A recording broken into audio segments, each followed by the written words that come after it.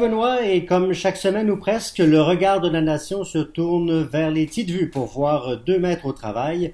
Ce n'est pas la marmotte file, mais deux autres cinéphiles. Selon la légende, Gary Cherry et Stéphane Soucy, pour parler de cinéma, jamais ne se défilent, surtout lorsqu'il est question de temps qui file. Mais nous avons juste une question en tête aujourd'hui. Est-ce que Gary, quand nous lui demanderons s'il a bien compris les règles de notre sujet d'aujourd'hui, n'aura pas perdu le fil? Eh ben oui, chers amis, nous sommes de retour au Petite Vue et étant donné qu'on peut pas vraiment voyager à travers le monde, on peut voyager peut-être dans notre cours ou un peu à travers le Québec, on a décidé de voyager à travers le temps. C'est ce qu'on a décidé de faire en vous proposant des films qui, justement, font l'apogée du voyage, soit intersidéral ou à travers le temps, ou bref, vous connaissez un peu ce genre de films-là. Il y en a plusieurs. Il y en a des moins bons, il y en a des meilleurs, et c'est ceux-là dont on va vous parler aujourd'hui. On a élaboré une liste. Comme d'habitude, on a eu beaucoup de plaisir à faire ce genre de liste-là. Il y a des films qui se recoupaient. Et là, on a fait une répartition. Gary voulait certains films. Stéphane avait des films qu'on connaissait pas. Non, c'est plus... Dans ce cas-ci, c'est plus Stéphane qui a des films qu'il connaissait pas, en fait, qu'on a choisi. Puis exceptionnellement, c'est hors norme. Peut-être que c'est parce qu'on traite de sujets comme celui-là. C'est pas moi qui parle des plus vieux films. C'est Stéphane. Ben oui. Alors là, ça, c'est Stéphane qui parle du plus vieux film, puis après ça, c'est Gary. Alors là, il n'y a plus rien à comprendre. Bon. Alors, on commence avec... c'est un film, en plus, dont c'est l'anniversaire. C'est le 60e anniversaire. C'est The Time... écoute, on peut pas avoir un titre qui annonce mieux le sujet d'aujourd'hui. Ouais. The Time Machine.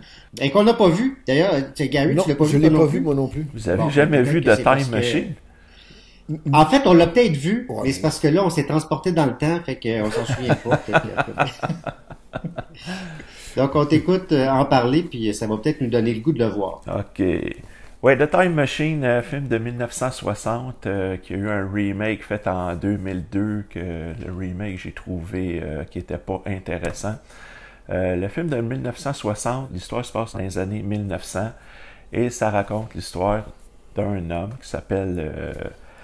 H. George Wells, c'est drôle, elle a le même nom que la personne qui a écrit le livre, qui a comme perdu confiance dans l'humanité et à cause des guerres qui existent, donc il veut aller voir ailleurs si l'humanité c'est mieux que ce qui se passe dans les années 1900. Donc il a construit sa machine, il se sauve de ses amis scientifiques et investisseurs en secret, et son premier voyage l'amène pendant la Première Guerre mondiale. Donc, voit ce qui se passe là, il est déçu, rembarque dans sa machine, avance plus loin dans le temps, il se ramasse pendant la Deuxième Guerre mondiale. Là, il commence à dire que non, l'humanité n'apprend pas de ses erreurs, part dans sa machine, et là, on arrive à un moment temporel que faut se mettre dans le contexte de l'époque que le film est sorti. Le film est fait en 1960, donc c'est sûr que quand dans le film, on arrive en 1966, pour eux autres, c'est le futur. C'est sûr que pour nous autres, c'est comme, c'est pas de même c'est en 66. Et on voit justement la préoccupation des guerres. Parce que quand il arrive en 1966, il arrive en plein milieu d'une alerte d'attaque nucléaire. Et on sait que dans les années 60, on était beaucoup sur la crainte du nucléaire. On a juste pensé à tous les la guerre froide, tout ça. Les comic books de Marvel.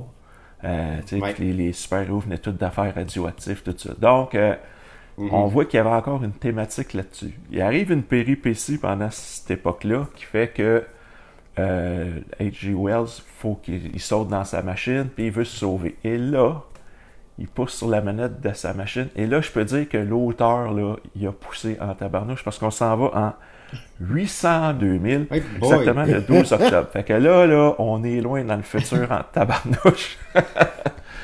Et puis, c'est là qu'on arrive avec les fameux Morlocks qui ont marqué la cinématographie, comme la machine dans le temps qui est devenue aussi un objet culte du cinéma, qui fait partie de la culture populaire. Je veux dire, Tu prends le sitcom de Big Bang Theory, ils ont même fait un épisode là-dessus où que les 4 geeks avaient acheté la machine de ce film-là. Donc, on voit que c'est un film qui a eu un impact dans la science-fiction. Ça a même gagné des Oscars pour les effets spéciaux, ce film-là.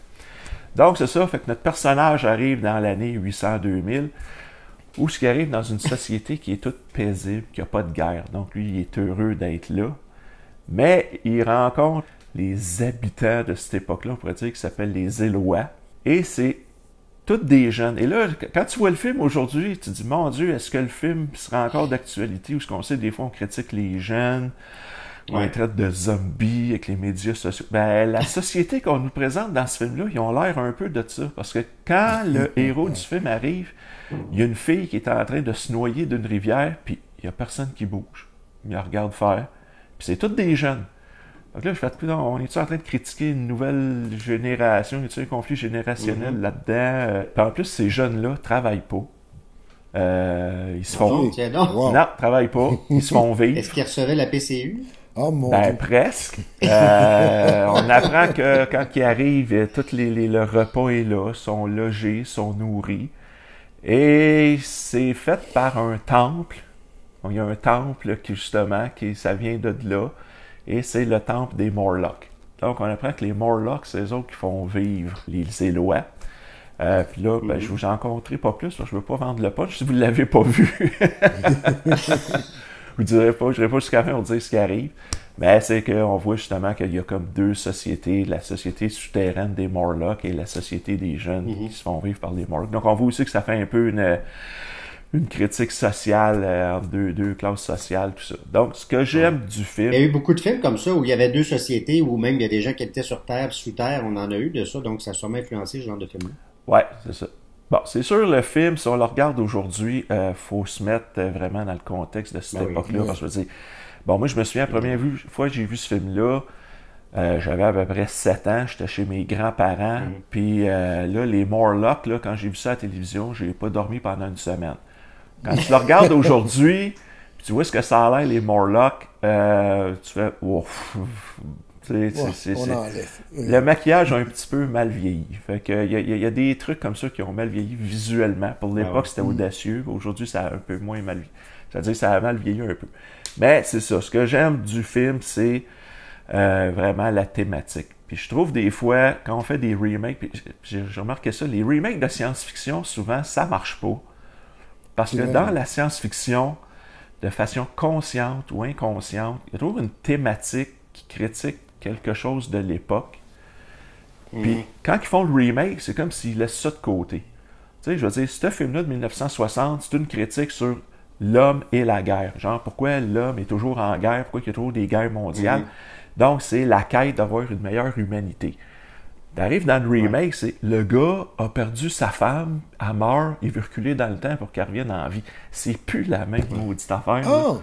Attends, ça, c'est le Time Machine avec Guy Pearce que tu parles? Ouais. Oui, avec Guy Pearce. Oh oui, my exactement. God, tu veux dire que c'est un remake de celui-là? C'est un remake de celui-là. Et c'était mauvais, justement. Oui, visuellement, les Morlocks, c'était mieux fait. Le maquillage est plus sophistiqué, mais je veux dire, la thématique du film était plate. Fait que moi, de Time Machine, celui-là de 1960, je l'aime pour ça. Je trouve que sa thématique vieillit bien dans le temps. C'est juste des fois, les effets visuels n'arrachent un peu. Mais moi, c'est pour ça que... Ah oui, mais regarde, c'est comme quand on écoutait les films de Sinbad ou, tu sais, Clash of the Titans, là, on veut voir ça pour ça, là. C'est ça. Ben, ça crée un charme à revoir ce film-là. Là. Ben oui. C'est pour ça que ce film-là est sur ma liste. Bon, ben écoute, on va aller le découvrir avec passion, sans aucun doute. Ce qui nous mène à un film qui est sorti beaucoup plus tard, 24 ans plus tard. Là, on fait un saut dans le temps, c'est le cas de le dire. Gary, un film que, ben, évidemment, on a tous vu, The Terminator, de James Cameron. L'avez-vous vu au cinéma, vous autres, ou bien en vidéocassette, en VHS? Moi, c'est VHS. Ouais, moi aussi, hein. Il va en cassette parce que le film était coté 18 ans, puis j'étais trop jeune pour aller le voir. C'est ça, exactement. Puis moi, je pense que j'ai dû le voir en 85, que je l'ai vu, moi, en gardant le soir. Ouais. Moi, c'est un ami qui avait réussi à le louer, parce que une fois que le monde savait que le film était bon, le louer, c'était tough. Même le réserver, c'était pas évident. Là. Mais la particularité de ce film-là, c'est que James Cameron, ok, avant comme expérience de réalisateur, il avait fait un genre de film d'horreur, un peu boboche. Puis là, il voulait tellement réaliser ce scénario-là qu'il a vendu le scénario à $1 à avoir la condition de le réaliser. C'est pour te montrer comment il était vraiment obsédé par la vision qu'il avait pour le film. Et puis quand il a rencontré Arnold Schwarzenegger, lui, il voulait faire la machine. Parce qu'il venait juste de faire 2 Conan, où il était un bon, puis il était vraiment cool là-dedans. L'histoire de Terminator est vraiment fascinante, parce que vu que j'avais pas vu Time Machine, comme premier film dans le temps, tu sais, t'envoies un robot du futur de 2029 à 1984 pour tuer Sarah Connors, qui est la génitrice, on pourrait dire, de le gars qui va essayer de faire un soulèvement et sauver la planète. Ouais, sauver l'humanité. Mais tu sais, qu'est-ce que tu te rends pas... Ouais, sauver l'humanité. Mais qu'est-ce que tu te rends pas compte, mais tu t'en rends compte plus tard au fur et à mesure de l'histoire, c'est le père, c'est qui? Tu y penses pas, mais c'est quand tu réalises c'est qui le père, là ton cerveau fait des contorsions vraiment hallucinantes là, pour essayer de comprendre la logique de comment que cette personne-là s'est portée volontaire, puis sans savoir qu'est-ce que son action allait donner. Mais le film reste pareil un grand classique. Parce que là-dedans, je pense qu'on a écrit que Arnold a à peu près 58 lignes. Puis, mais tout, qu'est-ce qu'il fait est vrai. Non, mais c'est vraiment... C'est déjà beaucoup pour lui. Oui, qui est déjà beaucoup, mais, tu sais, tellement efficace.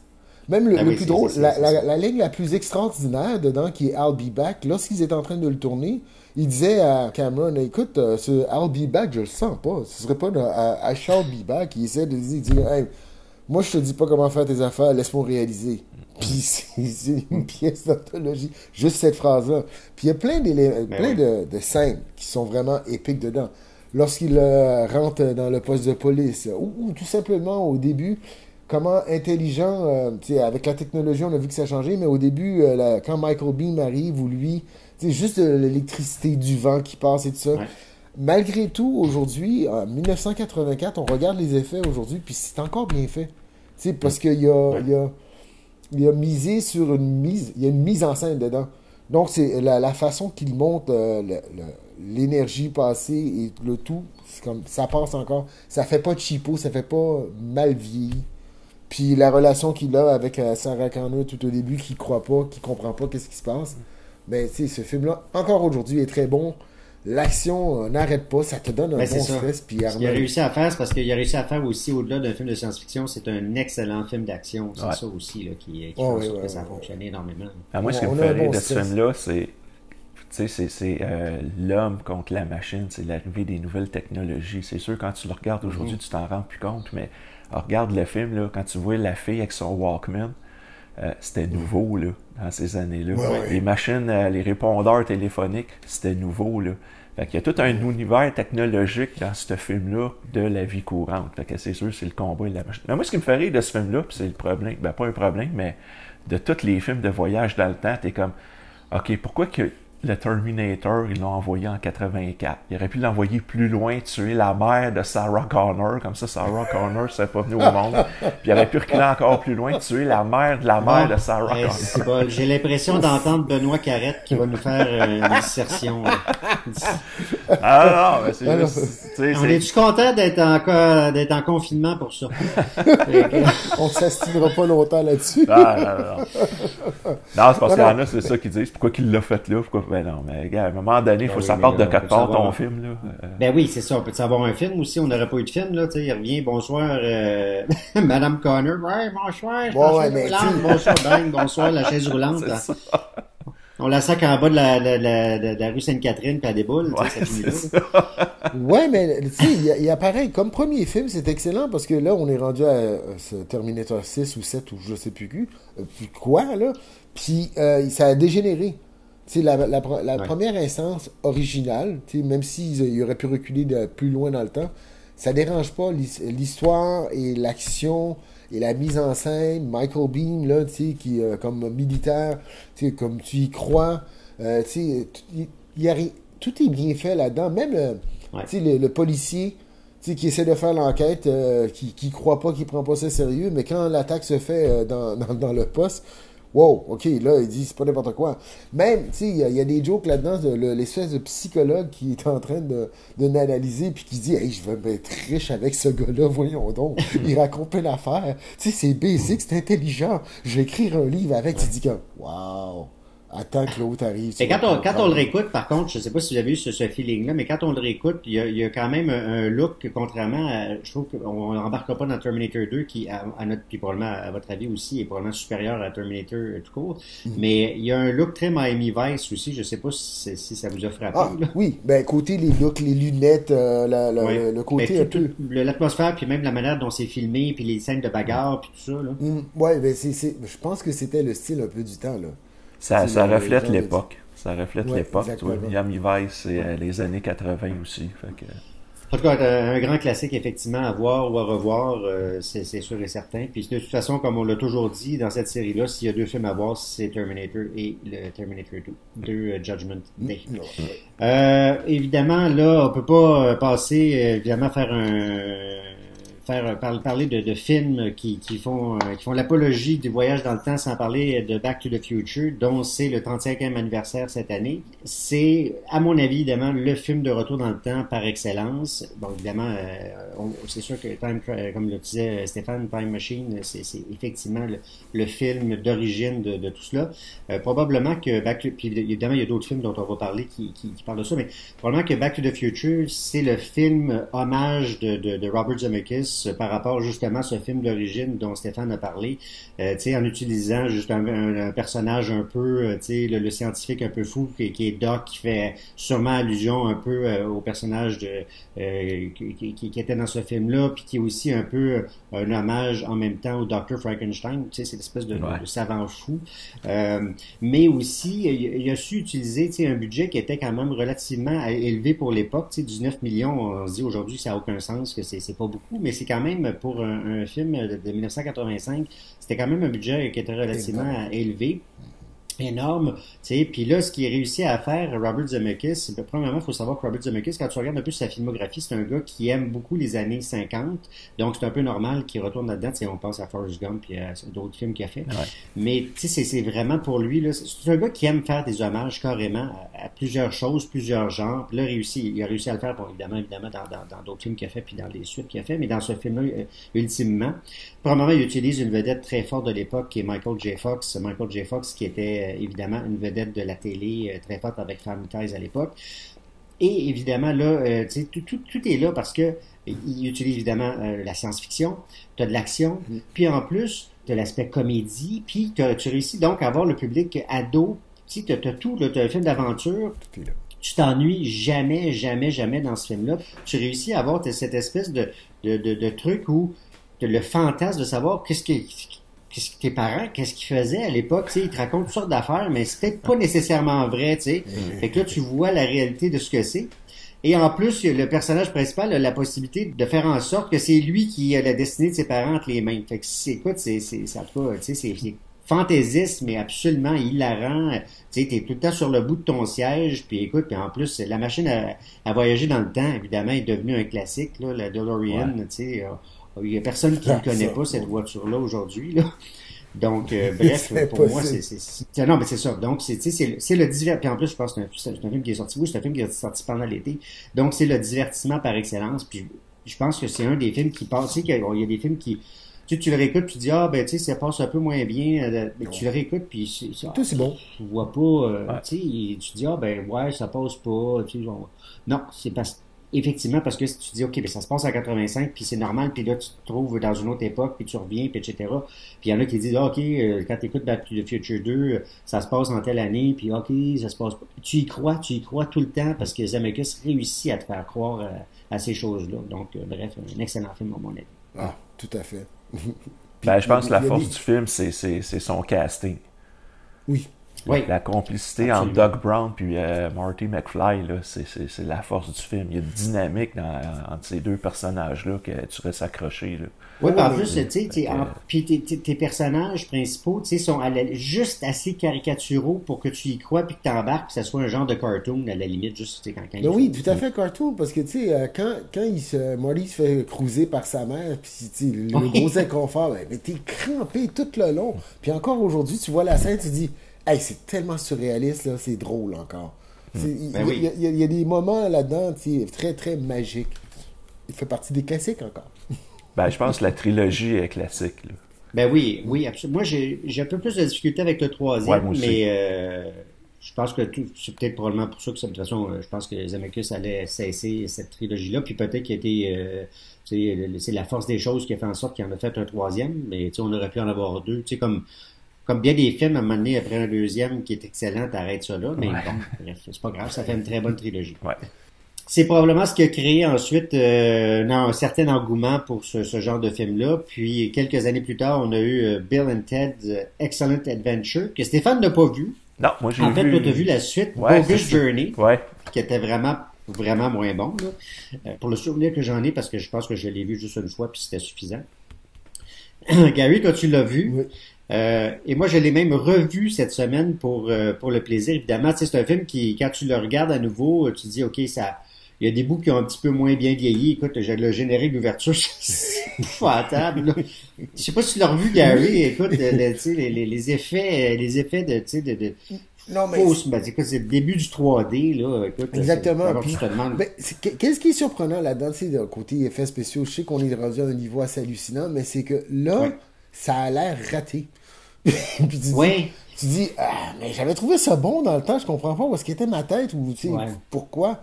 Mais, tu sais, Ouais, mais c'est pas. Mais en fait, tu le pardonnes quand même oui, parce que oui, c'était une époque où, tu sais, comme le disait Stéphane tantôt, dans les années 60 ou 50 ou quoi que ce soit, tu sais, il y avait des effets spéciaux où tu avais des personnages en plasticine, puis etc. Puis on aimait ça, puis on les regarde encore aujourd'hui, puis c'est ce qu'on aime de ces films-là. On les regardera, tu sais, comme tu regardes aujourd'hui, je donne l'exemple de Clash of the Titans qui a été refait, mm, puis tu sais, avec les effets spéciaux d'aujourd'hui, je l'aime pas plus le film, là. non. Au contraire, là, tu sais, j'aime mieux avoir un bon scénario avec des J'aime personnages. l'original. Exactement. Donc, c'est sûr que, tu sais, c'est aussi bon, je sais pas, je me souviens pas du budget exact du film. Toi, Gary, je pourrais te demander le temps que ça a duré. Mais outre ça, tu sais, c'est le genre, c'est les films là à l'époque où tu sais, tu le vois, à un moment donné, ils sont un magasin, puis le ciel s'assombrit, puis tu vois très bien là que c'est découpé quasiment avec un ciseau là. Fait que c'est pas magique là, tu sais. Puis mais c'est original, tu sais, ils se transportent dans le temps avec Ouais, une cabine téléphonique, puis exactement. bon. La manière que c'est fait, c'est pas toujours réussi, puis le Non, mais des fois, montage ça est passe pas bien. toujours. Ça passe bien pareil, Ouais. des fois. Tu dis, Oui, ça passe bien, mais le montage n'est pas toujours exceptionnel, puis des fois, ils se retrouvent dans le temps, puis ils utilisent des images de vieux films, tu sais, d'époque. Puis bon, mais c'est pas, la magie est pas là, en fait. La magie, il se passe, tu sais, entre les deux personnages. Winter puis Reeves, les deux comédiens. La magie est là. Puis d'ailleurs, c'est pas pour rien. Tu sais, Wayne's World, je suis sûr que c'est les deux personnages, Ah, là, oui. l'espèce de... C'est pareil. Oui, Tu sais, la je pense dynamique, que ça vient de là. Je suis d'accord. La dynamique est pareille. D'ailleurs, la première pensée que j'ai eue lorsque j'ai vu James Westworld dans le temps, j'ai dit, ben là, c'est Bill and Ted 2.0, là. C'est Exactement. automatiquement Exactement. l'énergie qu'ils ont retrouvée avec les deux acteurs.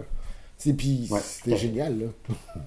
Puis je pense que Bill and Ted's, en fait, puis de ce que j'ai compris, de ce que Stéphane nous a dit tantôt, c'est vraiment un time machine des années, de ces fins des années 80, 90, parce qu'ils s'en vont, eux, ce qu'ils ont à faire, évidemment, Bill and Ted, c'est qu'ils ont ils coulent leur cours d'histoire, alors ils n'ont pas le choix. Ils ont comme 24 heures pour essayer d'avoir une note passable.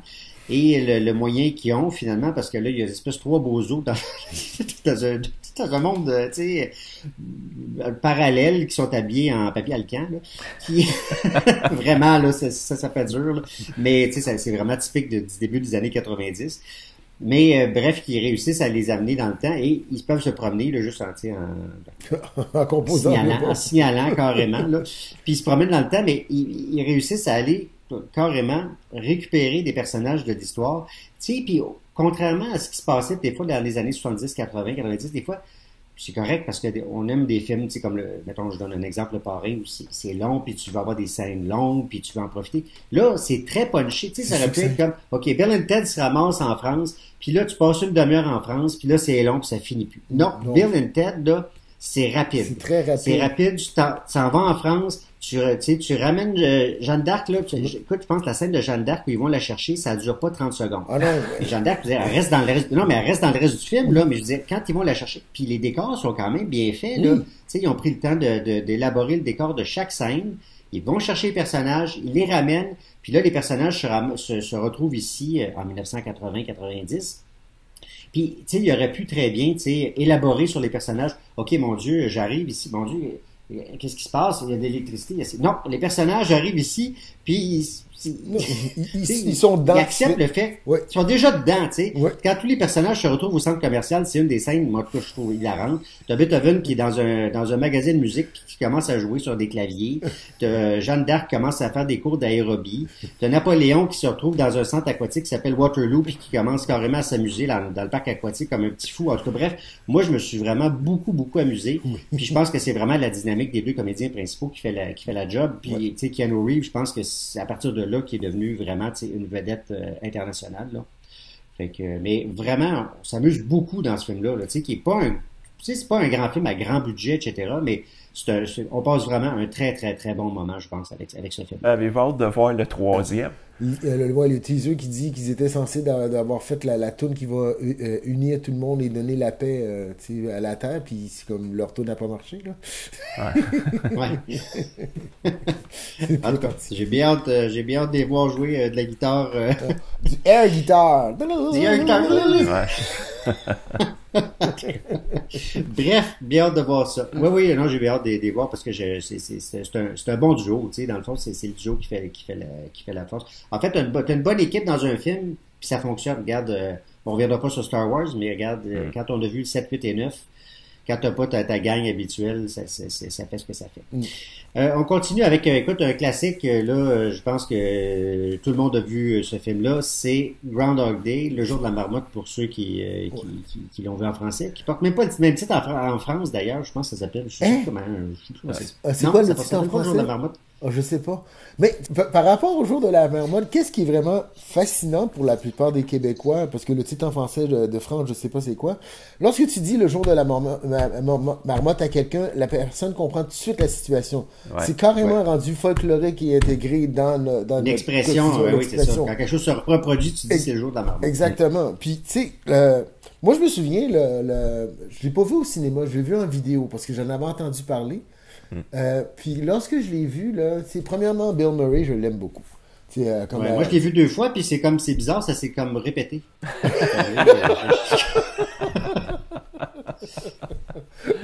Mais mieux que ça, ce film-là, je trouve qu'il vieillit bien encore aujourd'hui. Tu as réveillé, Phil, un météorologue un peu condescendant et qui se prend pour un autre. Ça va à Punxsutawney pour que la marmotte dise si le printemps va durer plus longtemps ou quoi que ce soit. Ouais. Et puis là, il se réveille toujours à tous les matins avec I Got You Babe de Cher et tout ça. Ouais.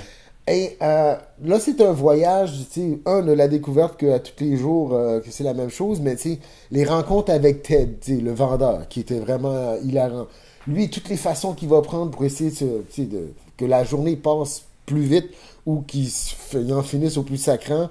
Et l'évolution du bonhomme qui a, jusqu'à devenir médecin, un grand pianiste, ou après ça, cruiser la fille. C'est comme toutes les instances qui passent dans ce film-là sont bons. Et c'est drôle.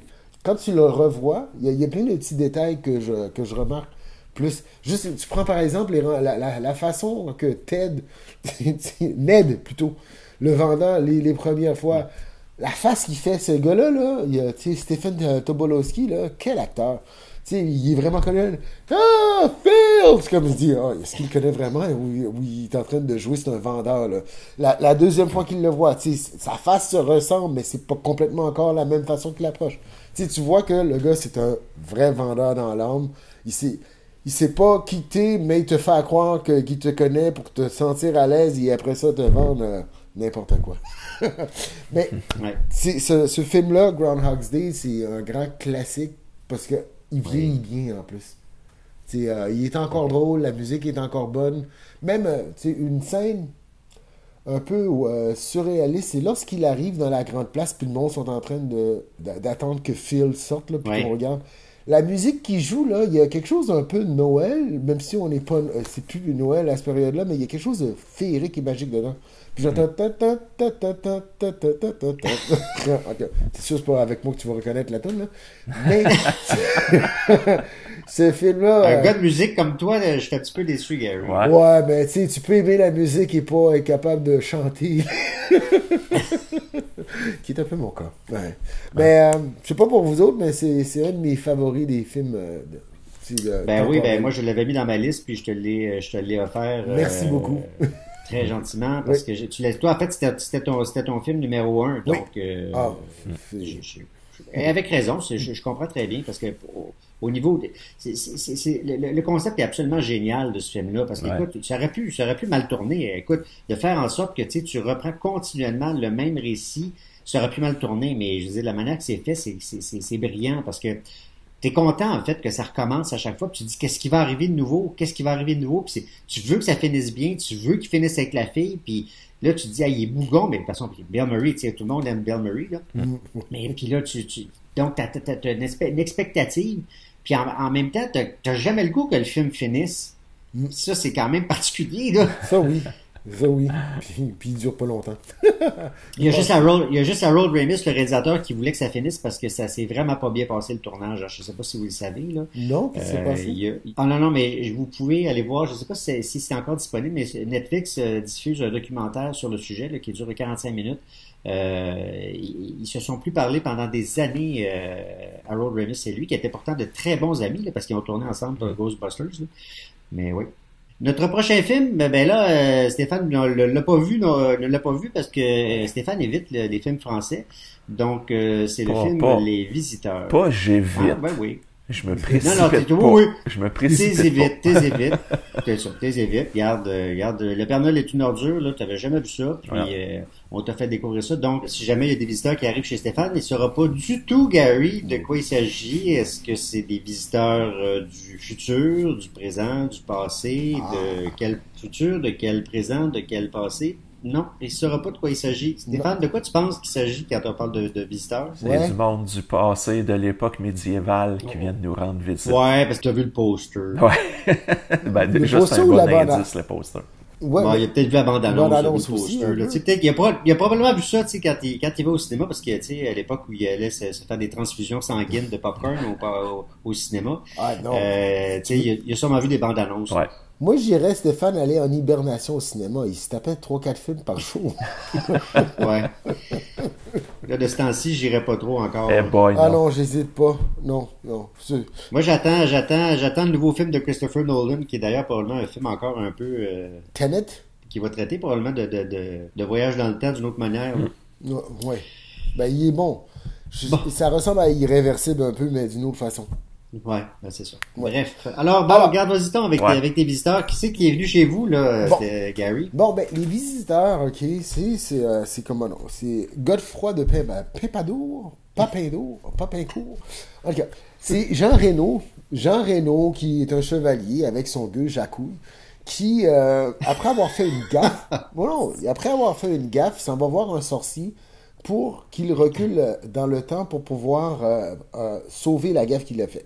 Sauf que ça tourne mal, puis il s'en va dans le futur, plus de 1000 ans plus tard. Puis là, une fois qu'il arrive dans le futur avec TGV, toutes les affaires, puis qui capote, là, donc t'as une gang de chevaliers qui se ramassent en 1993. Là. Mais la particularité de ce film-là, qui est vraiment classique, qui est devenu un classique en France, en tout cas, c'est le fait que on parle du vieux français. Donc, il y a plein de terminologies qu'on n'est pas habitué d'entendre, mais qu'on comprend très bien, là, mais qui rend le tout vraiment très sympathique et très, très drôle. Ouais. Et là-dedans, Christian Clavier, qui a coécrit le scénario avec Jean-Marie Poiré, qui est le même gars qui a fait Le Père Noël est une ordure. Christian Clavier joue Jacouille et Jacquard, qui sont deux personnages. Mais le tour de force que je trouve là-dedans, qui est vraiment hilarant à des places, là, c'est hallucinant. Un est un gueux, ça veut dire, qui est un servile, là, qui est à la merci de son messire. L'autre est devenu un nouvel aristo riche. Mais les scènes, elles sont faites où est-ce que toutes les deux sont ensemble. On sait que les scènes sont coupées, mais le dynamisme dans lequel que les échanges se font, la façon qu'ils se regardent, c'est tellement, tellement bien fait et c'est drôle. Mais d'ailleurs, c'est une comédie, ce film-là. C'est parce qu'il y a Ah ouais? Ah ouais. J'avais aucune idée que c'était une comédie. Maintenant que tu m'en as parlé, là, je m'attendais à un drame sentimental. Ah non, drame sentimental. Non. On aurait chaud Macadam pour faire ça. Ouais, c'est vrai. Non, mais c'est un film comique que tu comprends. Tu comprends où est-ce que quelqu'un de médiéval arrive dans les temps modernes en 1990, comment il réagirait. Une autre belle scène là-dedans que je vends pas de punch, à un moment donné, il dit ce serait temps que vous lavez parce que vous commencez à puer. Puis l'autre, comme commentaire, il dit ben là, je me suis lavé le mois passé, il n'y a rien de si grave que ça, je pense pas. Là, il s'en va dans un bain. Puis là, tu vois, là, il y a un magnum de Chanel. Ça doit coûter 6 000 € cette affaire-là. Il se le verse dessus, il se lave, il met tous les savons, le sel. Oh, il est tout heureux, puis il se dit, Arc, ok. Puis tout cela, il se lave, mais il est habillé avec son kit encore sur.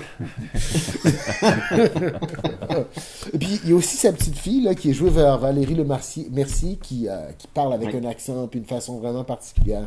Alors, c'est un bon film comique à voir. Oui. C'est vraiment. Non, c'est simple. C'est simple. L'histoire est pas compliquée. Là. Tu t'en vas dans le futur pour essayer de retourner dans le temps pour réparer une erreur. Mais à travers des petites aventures qui rendent le tout vraiment cocasse et comique et un langage et des textes géniaux. C'est vraiment génial. Oui, c'est un excellent divertissement, vraiment. Là, je me souviens de l'avoir vu et d'avoir vraiment rigolé. Là. En France, ça a été vraiment un très, très, très grand succès. C'est sûr que ça va les rejoindre davantage parce qu'il y a des références plus historiques qui vont les rejoindre, mais malgré tout, ici aussi, ça a vraiment très bien fonctionné. Ça, oui. En France, il fait partie encore des top 10 entrées de toute l'histoire. Encore dans les années 90, sur ce qui est sorti, c'est lui qui avait établi le record du temps. Très, très drôle. Ouais. Mais côté langage, là, Stéphane, tu vas être diverti. C'est différent de ce que tu es habitué. Bon, on va mettre ça dans mon bucket list cinématographique. D'accord.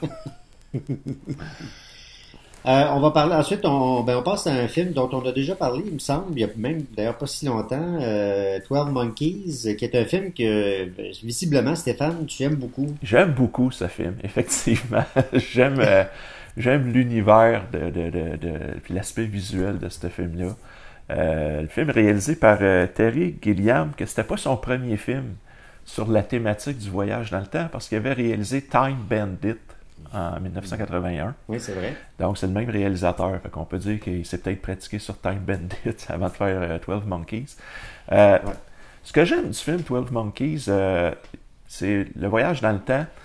Bon, ça raconte que dans un futur non défini sur Terre, il y a un virus qui s'est propagé. Ah, tiens donc, hein, ça ressemble à ce qu'on vit. Et il y a des scientifiques qui offrent à un prisonnier d'aller chercher la source de ce virus-là, qui serait en 1996. Le prisonnier, joué par Bruce Willis, accepte la mission, mais il se fait envoyer en 1990.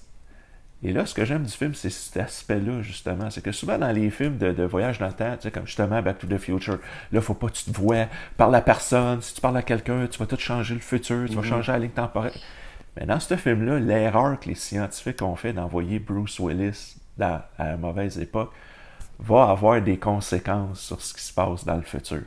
Parce que quand Bruce Willis est en 1990, bon, là, il se fait mettre en asile parce qu'on ne croit pas son histoire et de ce qui vient.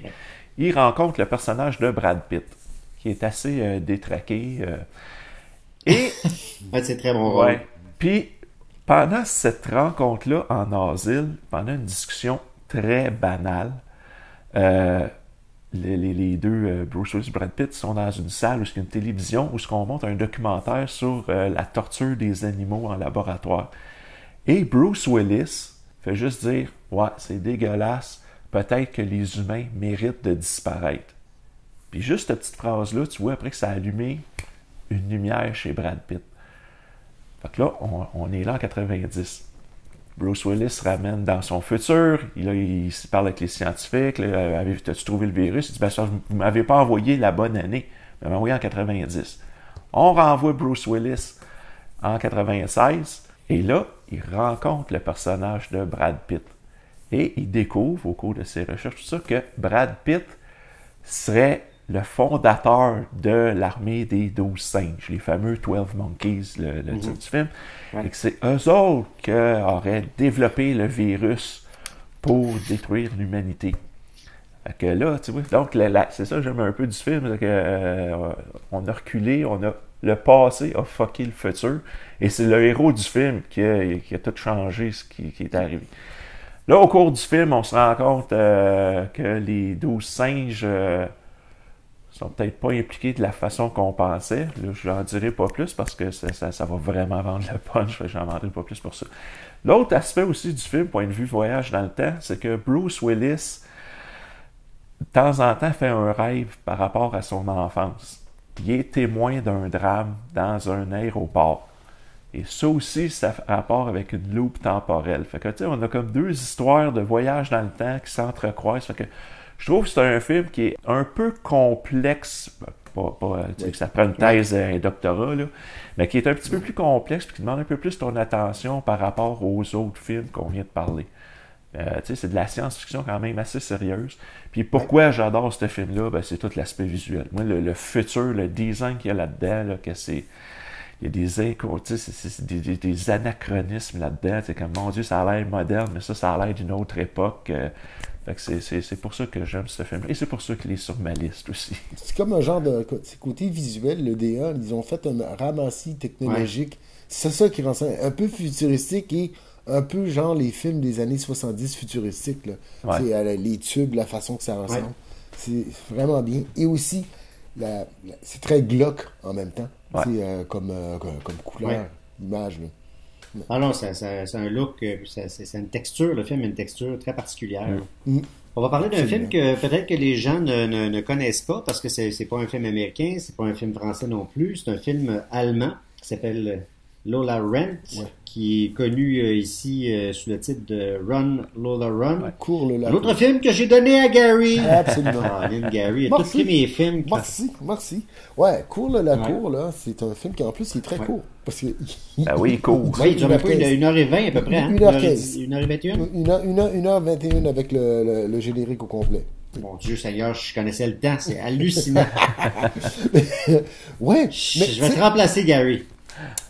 Si ça tente. Mais ce film-là, la particularité, là, c'est qu'il a gagné plein de festivals. Lorsqu'il est apparu, c'était comme un thriller expérimental. OK. En gros, l'histoire, c'est Lola, elle a 20 minutes. Tu nous en parles pas en allemand? Oh my God. Ma fille parle de j'allais parler en allemand, j'allais parler de ça. Ouais. OK, tu parles de l'allemand, toi. Sprechen Sie Deutsch? Rahul? Moi, ça reste là. Peut-être que c'était même pas bon, qu'est-ce que j'ai dit. Ouais. Oui, tu m'as demandé si je parlais en allemand. Je t'ai demandé pourquoi. OK. Mais c'est ça. Donc, l'histoire, c'est Lola, elle a 20 minutes pour ramener à son chum Manny 100 000 marques. C'est parce que il a fait une gaffe, puis il faut... Il y a beaucoup de gaffes qui se font, hein, qui doivent se réparer dans ces films-là. Oui, absolument. Mais dans celui-là, la particularité, lui, il dit que si tu viens pas avant midi, je m'en vais voler le magasin en face. Ouais. Et là, part l'aventure. Le cours. Pour ce film-là, Franca Potenta, je sais pas si elle a fait, comment dirais-je, un entraînement carrément olympique, là. Parce que la fille, elle court, mais elle court pas en petit jogging. Elle court comme une déchaînée tout le long. Mais elle a 20 ans, Gary. Nous autres, c'est parce qu'on est rendu à un âge où quand tu juste penser de courir, ça te donne chaud. Tu transpires complètement. Mais, tu sais, le film qui est un trailer, il est très musical parce que Tom Tykwer, qui est le réalisateur, a aussi participé à la conception musicale, qui est du house. Donc, tout le long, il y a de la bonne musique très dynamique qui joue. Vraiment, hein? Et le plaisir dans le film, c'est que parfois, il rencontre des personnages et puis le personnage, tu vois comme des flashs de qu'est-ce qui pourrait arriver à la personne. Mais cette même personne que tu rencontres dans une des histoires, c'est pas nécessairement la même chose qui va lui arriver. Puis c'est un peu, comment dirais-je, loufoque et... certaines situations, dont il y en a une, on prend par exemple, elle est en train de courir comme la démon, elle passe devant un auto, le gars regarde la courir comme si elle la connaît, puis elle rentre dans un char. Puis après avoir rentré dans le char, tu vois les trois espèces de gars baraqués qui sortent que oh shit, je sais exactement qu'est-ce qui va se passer là. Mais la prochaine fois que tu revois ça encore, cette même chose-là qui se passe, c'est pas de la même façon que ça va se passer. Parce que, tu sais, le cours de toutes nos histoires temporelles, c'est celui-là qui parle pas de temps, mais c'est trois versions d'une même histoire qu'on voit différemment avec des dénouements différents. Puis, c'est un peu comique parce que les personnages sont un peu, pas plus grands que nature, mais sont un peu loufoques des fois. Là, t'sais. Même Lola, parfois, elle crie. Puis quand elle crie, son cri est tellement strident que ça pète des verres, des miroirs, puis tout. Là. Mais c'est un film très, très dynamique. La musique est vraiment excellente. J'ai même l'album. Puis, c'est plaisant à regarder. Et c'est court. En 1h15, Stéphane, c'est passé. Oui, ça se regarde vraiment très bien. Moi, ça me fait... Je sais pas si ça a inspiré ou si ça a été inspiré de... Premièrement, ça fait très, très comic book. Oui. Outre le fait qu'il y a de l'animation dedans. Mais je sais pas si ça a inspiré ou pas, ou, du Tarantino, du Luc Besson, des trucs comme ça, parce que c'est très, très, très vidéoclip aussi là-dedans. Puis, en tout cas, bref, il y a le montage est très rapide, très saccadé, des gros plans. On s'amuse beaucoup là-dedans, là, autant c'est un thriller, là, ça c'est sûr et certain, mais il y a toujours des, comme tu le disais, Gary, des petits clins d'œil qui font en sorte que, on s'amuse énormément, là, mais on est toujours, écoute, sérieusement, là, puis ça fait longtemps que le film, je l'ai vu quelques fois, là, puis j'étais plus jeune que ça, mais j'étais essoufflé avec la fille, j'étais vraiment essoufflé avec Lola, là. C'est totalement. Heureusement qu'il dure juste 1h21 parce que 2 heures de temps là, c'est un marathon là. C'est un marathon. C'est vraiment un marathon. Mais c'est sûr qu'elle bat le record Guinness de course là parce que au rythme qu'elle va là, d'accord qu'elle a 20 ans, mais même à 20 ans courir de même là, c'est hallucinant. Elle arrête pas. Puis tu la vois là, tu dis, ok, juste tourner ces scènes là avec la fraîcheur qu'elle avait, ce serait intéressant de voir combien de temps que ça a pris. Tu sais parce que c'est une caméra qui te suit là, pendant un bon 30-40 secondes où est-ce que tu t'époumones, mais comme il faut. Puis elle a l'air toujours aussi fraîche. Puis à la fin, quand tu vois qu'elle est en soir, c'est sûr qu'elle l'est. Voyons donc, ça se peut pas courir comme ça. Non, mais c'est un film un peu post-moderniste là, de l'époque. Là, puis écoute, c'est excellent. C'est vraiment excellent. Excellent. Très, très, très bon. Ça vaut la peine. À voir. Absolument. À voir. Gary, c'est encore à toi avec The Time Traveler's Wife. Ouais, après ça, je me tais. Après toi, tu te tais pour de bon? Oui, totalement. Vous allez avoir la paix pour moi. Mon Dieu, Seigneur, si c'est après ça, on va-tu avoir la paix? Mais non, mais je l'ai pas vu, moi. Non, je t'attaquais. J'ai pas vu ça, moi, ce non, moi non plus. Stéphane? Moi non plus. Ah, non? Bon, ben là, regarde, on va être tout oui. Tout Fais-nous ton pitch de vente. Oui, fais-nous ton pitch, parce que, c'est ça. OK, ça c'est basé sur le livre de Audrey Niffenegger, OK?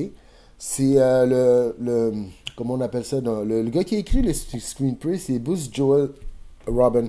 Sa particularité de ce scénariste-là, c'est d'écrire des screenplays, certains avec le temps, comme Jacob's Ladder, puis d'autres avec des histoires, façon de parler que je dirais un peu invraisemblables, comme Ghost, avec Demi Moore.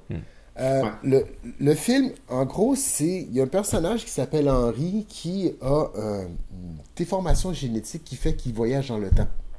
Mais c'est une façon incontrôlable. Il s'en va dans le passé et le futur, mais de son vivant à lui. Et puis là, Rachel McAdams joue Claire qui le rencontre depuis un jeune âge, qui est l'amour de sa vie. Et là, c'est l'histoire d'une femme et d'un homme qui rencontrent leur âme sœur, chacun, là. Ils sont en amour avec l'autre, mais comment c'est compliqué de vivre avec quelqu'un qui peut disparaître, tout simplement. Tu prends par exemple le jour de leur mariage, il disparaît. Puis, il y en a plusieurs qui font ça. Hein? Ouais, mais là, qu'est-ce qui est drôle, c'est que il disparaît comme ça incontrôlablement, mais là, il réapparaît, mais c'est une de ces versions du futur qui fait le mariage pour lui, pour être certain qu'il se marie.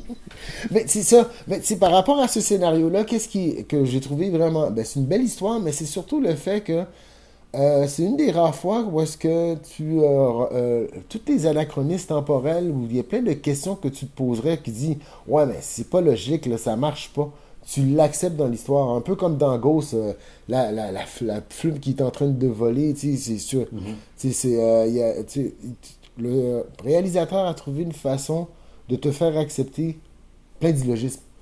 Mais c'est une belle histoire. Puis Rachel McAdams, c'est comme une experte des films, on pourrait dire, temporels, là, tu sais, parce qu'elle oui, on va en parler tantôt. Bon, tu sais, là-dedans, elle joue son amour, l'amour de la vie de Henry. Puis c'est vraiment beau. C'est une belle histoire. C'est vraiment pas compliqué. Puis, tu sais, à la fin, le dénouement, je vous en parlerai pas parce que ça en vaut la peine, là, mais c'est un beau petit film à voir. C'est une histoire d'amour qu'on rend plus compliquée à cause que tu as un gars qui a un gène qui fait qu'il voyage dans le temps. Mais dans les faits, c'est une belle histoire d'amour.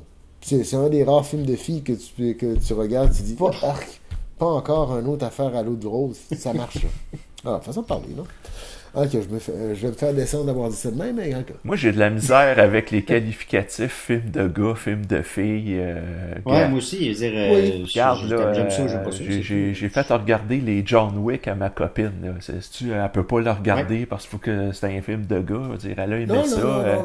Moi, j'ai aimé le film de Devil's Wear Prada. Là. C'est un film de filles. D'accord. Okay. D'accord. Il y a une chose, par exemple, qui a évolué dans le temps, comme fille de filles et film de gars. Moi, je dirais, il y a la catégorie qu'on met film de filles encore, c'est genre de Notebook.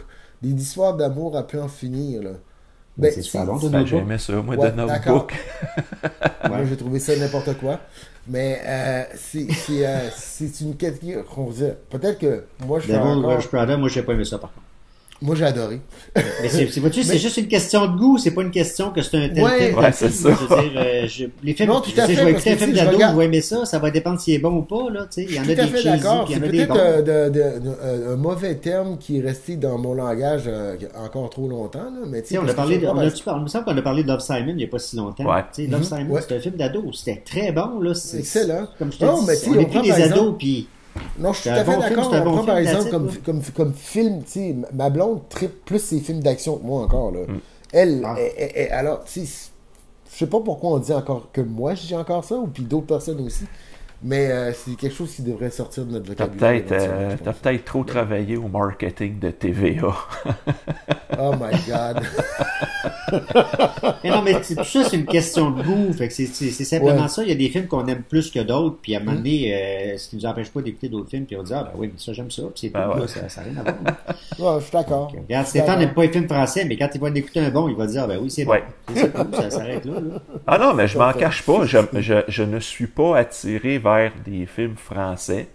Tu sais, m'a préféré voir un film allemand sous-titré en anglais qu'aller voir un film français. Mais c'est sûr, quand il y a des films, comment dire, événements ou que tout le monde en parle, mais allez le voir, là. Tu sais, je veux dire, c'était quoi, là? Il a fait avec le gars handicapé, là. Ouais. Ben oui. Ça se passe, la famille Bélier. Tu sais, je les ai vus, ces films-là. Mais quand il y a une bande-annonce d'un film français, je fais comme « Oh mon Dieu, il faut que je mette ça sur ma liste, je dois aller le voir. » Je comprends ça. Fait que Moi, je suis en train de faire ma rééducation, là, je profite sur Netflix. La plupart des films de François Truffaut sont là. Je les avais pas vus. Fait que j'en profite. Tu sais, je veux dire, puis j'aurais pas été porté à me garocher là-dessus, mais je dis, regarde, j'en profite, puis j'apprends. Non, c'est bon ça. Voilà. Donc, on poursuit avec... merci Gary de ta participation. À bientôt.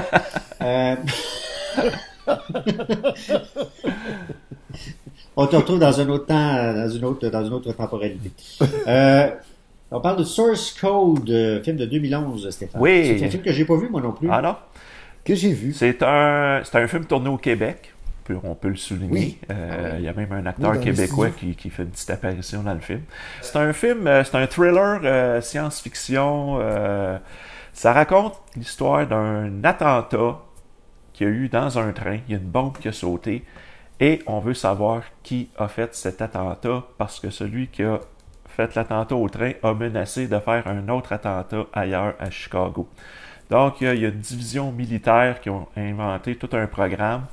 Et le source code, c'est qu'avant que quelqu'un meure, il y a un 8 minutes de souvenir dans la mémoire de ceux qui ont vécu cet événement-là. Donc, l'armée prend l'esprit de quelqu'un et l'envoie dans un des passagers du train pour vivre ce dernier 8 minutes-là, pour savoir qu'est-ce qui s'est passé. Ce qui est intéressant du film, c'est que il dure 8 minutes. Ben, ça dure plusieurs 8 minutes, mais ça dure effectivement le 8 minutes, mais plus le film avance, plus ce 8 minutes-là est accéléré. Parce que le personnage, il est envoyé la première fois, il vit son premier 8 minutes, il comprend pas ce qui se passe. Donc, il se réveille dans le train, il y a une fille en avant de lui, il sait pas c'est qui, il se fait renverser du café sur son soulier, on lui demande son billet, il sait pas il est où le billet, parce que c'est la première fois qu'il est dans ce corps-là, c'est quoi, il a son billet. Bon, il échoue, le train explose. On recommence, on te renvoie encore à faire le 8 minutes. Là, il sait, là, il est où le billet? Fait, OK, le gars y arrive, donne déjà le billet. Fait qu'à chaque fois qu'on revit le 8 minutes, là, le rythme accélère parce que le personnage, il sait ce qui s'en vient. Parce que, t'as le mon billet. OK, attention, le café. Puis, on découvre toujours des nouveaux éléments à l'enquête. Comme thriller, je trouve ça, puis en plus, comme Gary dit, avec le timing, le film est pas long. Ouais. Pour des films modernes, là, ça dure 1h30, enlève le générique, on va dire 1h20. Ouais. Fait que je trouve que le rythme là, devient assez haletant, ça devient assez captivant. Ce qui est intéressant, c'est que ce qui est arrivé au personnage du militaire, là, de Jake, joué par Jake Gyllenhaal, on apprend dans le film que c'est un soldat qui est mort au combat. Lui, sa mission, c'est juste de trouver qui a fait sauter le train. Mais lui, il veut amener ça plus loin. Il veut sauver les passagers du train. Puis on lui dit que c'est pas possible parce que le source code, c'est un 8 minutes dans une temporalité un peu imaginaire. C'est pas une vraie réalité. Puis lui, il croit pas à ça. Fait qu'il veut déjouer ça. T'sais. Quand il a réussi sa mission, lui, il a demandé comme privilège, comme récompense, c'est renvoyez-moi dans le source code. Puis là, il veut sauver. Puis là, en tout cas, il se passe une twist que, encore une fois, je vous dirai pas parce que ça va gâcher votre plaisir. Mais je trouve vraiment comme thriller, c'est efficace. Le concept, on embarque assez vite dedans parce que des fois, ce concept-là, ça marche pas, ou c'est trop poussé. Là, c'est correct. Mais je trouve vraiment la force et le rythme qu'on réussit à donner à ce film-là. Okay. Tout à fait, parce que quand on y pense, ce film-là, c'est comme un genre de huis clos. C'est des images CGI qui t'amènent dans le train. Puis une fois que tu es dans le train, dans le wagon, puis ces souvenirs, c'est toujours dans un lieu fermé. Tu n'es jamais vraiment à l'extérieur. Mais c'est tourné avec un rythme vraiment effarant. En plus d'être accéléré comme un crescendo là, jusqu'à la fin. Là. Il fait une super de belle job, Jake Gyllenhaal, là-dedans. C'est un concept Groundhog Day, mais avec un autre enrobage. Parce que tu revis toujours la même scène. Fait que... Bon, ben c'est pas drôle parce que je pense que je l'ai vu puis je m'en souviens pas. Ça, c'est très rare, là, mais j'ai regardé, là, puis je suis convaincu que je l'ai vu. Mais tu sais, des fois, tu vois des Ça veut dire que c'était une semaine que tu avais la tête déjà pleine. Ouais, c'est possible. Mais j'ai regardé, parce que plus tu m'en parlais, plus j'étais là, ben ouais, mais il me semble que j'ai vu ça. Ouais, bref. Non, mais c'est juste que je veux pas que tu me dises la fin, parce que je veux pas que tu me vendes le punch, mais en tout cas, bref, je vais essayer de le revoir à nouveau, là. Bon, ben regarde, ça m'intrigue. Ça m'intrigue. Il manquait un bout. De ça. J'espère que je manquerai pas un bout du film dont je vais vous parler, qui est Looper. Ça, c'est particulier parce que ce film-là, on l'avait tous les trois sur notre liste. Ouais, absolument. Qu'est-ce qui fait en sorte que j'en parle? C'est probablement qu'il était en haut de ma liste, je sais pas. Peut-être que j'ai mérité parce que je n'ai trop donné aux autres. Ça se peut. J'étais trop généreux, fait qu'à un moment donné, il y a bien quelque chose qu'il faut qu'il me revienne, là. Ouais. Mais de toute façon, on pourra tous en parler, bien évidemment. Film de Rian Johnson. Celui-là, il n'a pas été trop critiqué comparativement à un autre film dont on ne dira pas le nom. Exactement. Je sais pas si tout le monde a vu le film. Peut-être pas, hein. C'est un film qui se passe dans un futur proche. Il y a une espèce de mafia qui fait en sorte qu'il y a des tueurs à gages qui doivent retourner dans le temps pour tuer des gens qui, peu importe la raison, en fait, là. On suit l'histoire d'un tueur à gages qui tue des gens, puis évidemment, il y a une prime qui cache dans son logement, puis il y a le rêve plus tard évidemment, comme la plupart des gens, d'avoir une retraite dorée, puis de s'en aller à quelque part, puis vivre une belle vie.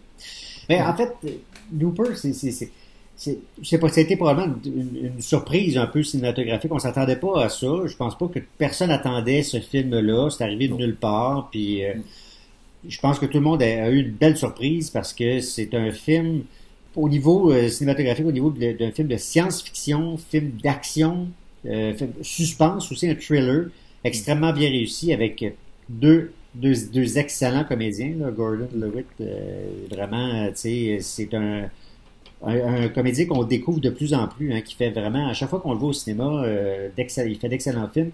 Puis, ben, Bruce Willis, ben, on n'a plus besoin d'en parler. Je pense qu'il a fait sa marque de commerce. Il y a des moins bons films. Il y en a des très bons. Celui-là fait partie des très bons films. C'est difficile de dire quelque chose par rapport au film quand on peut pas vendre le punch, en fait, parce que non. La beauté de ce film-là réside dans ce qui vient assez rapidement, en fait. On l'annonce quand même assez vite, ce qui, tu sais, ce pourquoi, tu sais, le film est fait. Mais je pense que ce qui réussit là-dedans, c'est que au-delà d'avoir un scénario qui réussit, parce que, tu sais, on aurait pu très bien rater son coup aussi, là, parce qu'il faut y croire. Ça, c'est la première des choses. Mais c'est que la réalisation de Johnson, tu sais, appuie le propos. Tu sais, c'est une réalisation qui est efficace, qui est quand même, qui est endiablée, qui est appuyée aussi par une direction artistique qui est magnifique, là, tu sais, puis que c'est pas un film là, qui est, tu vas voir ça au cinéma, puis t'as l'impression de voir un film, tu sais, qui a été filmé avec une caméra, avec un téléphone cellulaire. On a l'impression de voir vraiment un excellent film là, de grande qualité. Là. Mais c'est côté mise en scène du film, parce que malgré que c'est assez complexe l'histoire, on se sent pas perdu. Non, jamais. On comprend, lorsqu'on revient, avec qui qu'on est rendu, puis là, tu dis, waouh, c'est fou que ça fasse du sens tant que ça, parce que c'est pas évident, parce que ça, c'est le genre de choses, habituellement, il y a des gens qui disent, ah, moi, ce genre d'histoire-là, c'est trop compliqué, je veux pas y aller. Là, tu suis, c'est logique, même si, de façon de parler, ça devrait pas être logique, mais, ça en vaut la peine, puis effectivement, la direction artistique là-dedans est vraiment phénoménale. Puis t'as un côté très très émotif aussi, tu sais, c'est là qu'un film réussit. C'est là où quand le spectateur est ému. Puis bon, tu sais, c'est pas nécessairement facile d'être ému dans un film ou tu sais, d'un film vraiment un film de science-fiction puis un film d'action. Puis dans celui-ci, t'as pas le choix, tu sais, il y a pas de, t'es dans une zone très grise là. Tu sais pas exactement pour qui et quoi prendre là-dedans. Tu sais, c'est quoi ta décision par rapport à ce qui se passe là. Qu'est-ce que tu choisis? Ouais. Ça, j'aime ça un film comme ça, où tu sors et tu dis hey, ça te remet en question toi-même. C'est quoi la décision que tu ferais? Là? Tu sais, ça serait le genre de film que, mettons, je serais un prof de CR, là, qui est un discipline qui n'existe plus, là, qui va être remplacé par je sais plus trop quoi. Là. Mais ça serait le genre de film, je le présente à ma classe, toi, c'est quoi ta décision? Qu'est-ce que tu fais? Oui, parce que comme question, c'est vraiment bon, parce que la décision, quand il la prend, t'es abasourdi, il se dit, oh shit, ok, je pensais pas qu'il irait jusque-là. Ouais. C'est vrai. Ce serait un bon cours d'histoire de cinéma. Non, puis je trouve que ça vaut la peine de voir le film aussi, juste pour voir Joseph Gordon-Levitt qui joue un jeune Bruce Willis, là, qui prend les mêmes mimiques, puis les mêmes tics, puis... tu sais, parce qu'il aurait pu mettre ça à l'envers, il aurait pu dire à Bruce Willis, bon, ben, tu vas jouer les Joseph Gordon-Levitt avec ses tics, puis son maniérisme, là. Mais lui, de la façon qu'il fait, là, jouer Bruce Willis plus jeune, tu y crois. T'sais. Oui, ils l'ont maquillé un peu, mais tu y crois. T'sais. Ça fait penser un peu à... c'est drôle, c'est un film de voyage dans le temps aussi. Man in Black 3, où ce que tu voyais Josh Brolin qui jouait un Tommy Lee Jones plus jeune. Ben, c'était le fun de le voir. Je trouve qu'il reprenait les mimiques de Tommy Lee Jones. Puis ce film-là, c'est ça. Je trouve que la performance de l'acteur aide aussi à embarquer dans le film, parce que... C'est sûr. Puis en même temps, t'as pas l'impression de voir une caricature à l'écran. Ben, c'est ça. C'est ça qui fonctionne vraiment très bien. On veut pas trop vous en dire, parce que c'est sûr que, ça serait facile d'élaborer, puis probablement qu'il y en a plein d'entre vous qui êtes frustrés dans le moment parce que vous aimeriez qu'on élabore davantage, mais en même temps, on veut pas non plus priver ceux qui ne l'auraient pas vu, là, ça serait vraiment très, très dommage de vous en dire plus, mais c'est un film absolument à voir dans cette liste-là. C'est un incontournable. Je pense que c'est le seul, d'ailleurs, qu'on a nommé tous les trois. Donc, ça vous en dit, je pense, suffisamment pour le mettre sur votre liste à vous. About Time, Stéphane, toi, tu l'as vu, tu l'as plus ou moins aimé. Gary, tu l'as vu ou pas? Oui. Moi, je l'ai vu. Je l'ai mieux aimé la deuxième fois que je l'ai vu. Bon, moi, je vais vous... Premièrement, c'est un film que je ne veux plus jamais revoir. OK. C'est un peu particulier de vous dire ça. Wow. C'est que, je vais vous dire pourquoi. C'est l'histoire d'un gars qui a 21 ans, qui s'appelle Tim Lake, qui découvre qu'il a le pouvoir de retourner dans le temps au moment où il veut, en fait. Donc, c'est un pouvoir qui peut être Ouais, mais intéressant. seulement dans sa vie, oublie pas. Seulement dans sa vie à lui. Oui, dans sa vie à lui, pas dans la vie de quelqu'un d'autre, vraiment dans sa vie à lui. Là, c'est un film de Richard Curtis. Alors, Richard Curtis, il nous a donné Four Weddings and a Funeral. Tu sais, c'est le genre de gars là, qui Notting Hill, puis comment ça s'appelle, Love Actually. Donc, vous connaissez un peu le principe. Là, Ouais. c'est des genres de films romantiques. Vous aimez Léger. ça? C'est léger. Euh, Moi, je pense que ce film-là est probablement le moins léger de ces films. Il va un petit peu moins, tu sais, il va un peu plus loin. Ce que j'aime de ce film-là, c'est que le personnage principal n'utilise pas le voyage dans le temps juste pour le plaisir. Là, tu sais, il l'utilise à bon escient. Puis c'est pas, il l'utilise pas de manière cucu non plus. Euh, Puis ça, quand il l'utilise, il y a quand même un impact. Il sait qu'il y a un impact. C'est pas non plus dans le but de, tu sais, au niveau du romantisme, là, tu sais, c'est pas Richard McAdams, on en a parlé tantôt, ajoute aussi dans le film, là, mais ça, tu sais, l'impact au niveau de sa relation sentimentale, c'est pas ça, c'est pas ça le plus important dans le film, tu sais. Il y a une relation avec sa sœur qui est super importante, ça c'est important dans le film. Mais le plus important, puis ça c'est très très rare qu'on voit ça dans ce genre de film-là, c'est la relation qu'il a avec son père. Tu sais, c'est toujours le fils Ouais. avec sa mère, puis là ça se développe là-dessus, puis c'est toujours conflictuel, etc. Moi, ce que j'ai été vraiment impressionné par le fait que, pour une fois dans un film, il y a une relation père-fils qui est vraiment très forte parce que le père, lui aussi, a ce fameux pouvoir-là. Et ça, c'est assez exceptionnel, mais pas tant le fait que son père a le pouvoir, ça, on s'en fout, mais c'est la relation entre le père et le fils, puis il y a des scènes vraiment très, très, très, très émotives dans ce film-là. Moi, c'est venu me chercher parce que j'ai vécu certaines choses. Ben, j'ai pas ce pouvoir-là, là. Soit dit en passant. Mais, non, mais tu sais, bon, le père est malade là-dedans. J'ai vécu certaines choses qui ont fait en sorte que c'est vraiment venu me chercher extrêmement profondément. Et c'est peut-être pour ça que j'ai vraiment tant apprécié le film. Outre le fait qu'il y a des scènes, tu sais, on s'amuse quand même dans le film, c'est quand même divertissant, tu sais, c'est pas le film le plus lourd, mais si vous allez voir, puis tu sais, pour me rassurer un peu, j'ai quand même été voir un peu, tu sais, les commentaires des gens. C'est sûr que, tu sais, au niveau des critiques, les critiques sont, pour ce genre de film-là sont doivent être un peu plus sévères. C'est pas le film pour lequel ils ont été le plus sévères pour Richard Curtis, mais tu sais, ils ont dit, bon, ok, t'as été dans le fantaisiste, etc., etc., mais il y a beaucoup de gens qui ont adoré ce film-là justement parce que c'est un film qui fait du bien. En tout cas, moi, bref, il m'a vraiment fait beaucoup de bien. Mais parce que ça m'a vraiment, c'est venu vraiment, tu sais, me chercher puis me tirailler dans les tripes. J'ai pas nécessairement le goût de me tirailler dans les tripes à chaque fois que je vois un film. Moi, ce film-là, je le laisse sur ma liste, il va toujours rester là parce que ça a été un moment pour moi qui a été très important. Mais je le reverrai pas à nouveau, mais je vous le suggère parce que vous allez sûrement trouver quelque chose là-dedans pour vous, puis en même temps, vous allez passer un très bon moment. Il y a des très bons comédiens là-dedans. Ouais. Bill Nighy est vraiment génial. Puis, comme je vous dis, tu sais, c'est comme l'histoire d'une vie, c'est l'histoire d'une famille, puis etc. Puis, tu sais, oui, c'est romantique un peu, mais c'est de la vie de tous les jours, c'est du quotidien, puis bref, c'est un bon moment passé.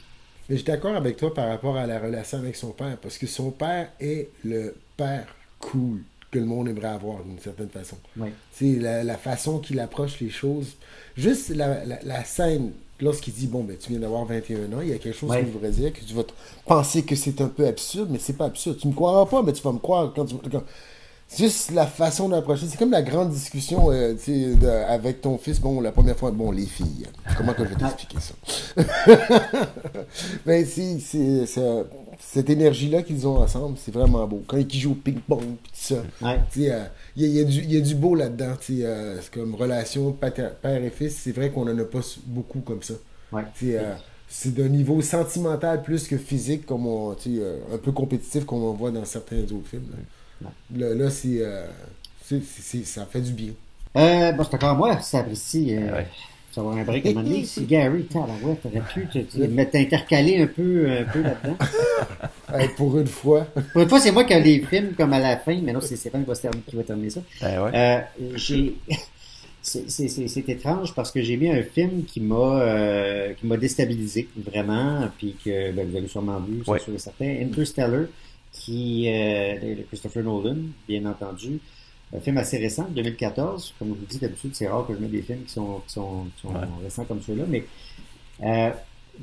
j'allais dire que si jamais on devait refaire un jour, puis on le refera pas d'ici demain matin, mais si on devait refaire un jour Back to the Future, donnez-le à Christopher Nolan, s'il vous plaît. Non, mais c'est le maître du temps. C'est vraiment le maître du temps. On l'a vu avec des films comme Memento, Inception, Dunkirk. Même Dunkirk, oui, effectivement, Dunkirk, il joue avec le temps, ça se passe dans une période très limitée, mais c'est vraiment quelqu'un qui s'intéresse vraiment à ça, puis son prochain film aussi va traiter de ça. Ouais. Oui, exactement. Ce gars-là, on peut juste dire merci parce que c'est un gars, dans le fond, qui aurait pu passer inaperçu puis faire juste du cinéma d'auteur, là. Mais tu sais, c'est le Hitchcock des années 50-60, comme Kubrick a été le maître des années 70-80, puis Spielberg des années 80-90. C'est vraiment, je pense que c'est ce genre de réalisateur-là qu'on a maintenant. Puis Interstellar, probablement, c'est ça. Tu sais pas du tout. Puis c'est toujours ça avec Christopher Nolan, souvent, là, j'exclus les Batman, bien sûr, là, mais tu sais jamais dans quel univers il va t'entraîner. C'est vraiment toujours dans un univers qui lui est propre et réussi. Et ça, c'est un tour de force parce qu'on s'entend que c'est pas du tout cuit, là. Tu sais, c'est pas un gruau que tu passes en dessous de l'eau chaude puis qu'on te sert à manger, là. Il réussit à t'amener dans un univers qui est vraiment extrêmement complexe, là. C'est très, très, très complexe. À un moment donné, là, t'écoutes Interstellar puis tu te dis, qu'est-ce que c'est ça? Où je suis où, là, exactement, là? Où est-ce qu'il va m'amener? Ouais. Puis là, à un moment donné, tu vis des émotions, t'es pas sûr où tu vas te rendre. Puis là, à un moment donné, je me suis dit, OK, là, est-ce que je vais m'en aller comme dans un 2001 l'Odyssée de l'espace? Là? Ça va être un classique, là, 2001 l'Odyssée de l'espace. Personnellement, puis là, c'est vraiment mon point de vue à moi, là. Hey, c'est plate en tabarnak. Ouais. Je vais dire en tabarnak. C'est plate en Christ, là. Je m'excuse, là, 2001 l'Odyssée de l'espace. 2001, moi, c'est juste la fin que j'aime. La dernière scène avec Al. Le reste, là. Exactement. Le reste, c'est comme, hey, OK, c'est bien abouti, là. OK, il y a des scènes classiques, là, mais abouti, s'il vous plaît, là. Fait que, j'ai vu comme, je sais pas si c'est voulu ou pas, là, mais tu sais, le robot TARS, là, il ressemble un peu au monolithe, là, de 2001. Mais, là, puis le pire, c'est que si tu un robot plus laid que c'est le robot le plus laid qu'on nous a jamais présenté dans tous les films de science-fiction, à mon avis, là. Mais, je veux dire, ça passe pareil. Mais quand t'arrives à la fin, écoute, là, j'ai passé à travers des émotions comme vraiment très bizarroïdes pendant ce film-là, mais t'arrives à la fin, puis comme... Ouais, la mâchoire te décroche. C'est comme, écoute, c'est ça. Écoute, Interstellar, c'est ça. C'est comme tu passes, je sais pas combien de temps que ça dure, j'ai le temps quelque part, là. 2h49, presque 3 heures. Ouais. 3 heures, là, Ouais. à te demander, où est-ce qu'il m'amène? Vas-tu sortir de là? Un peu comme Ad Astra, là, tu te dis, OK, mais là, c'est comme philosophique, c'est correct, mais je vais aboutir où?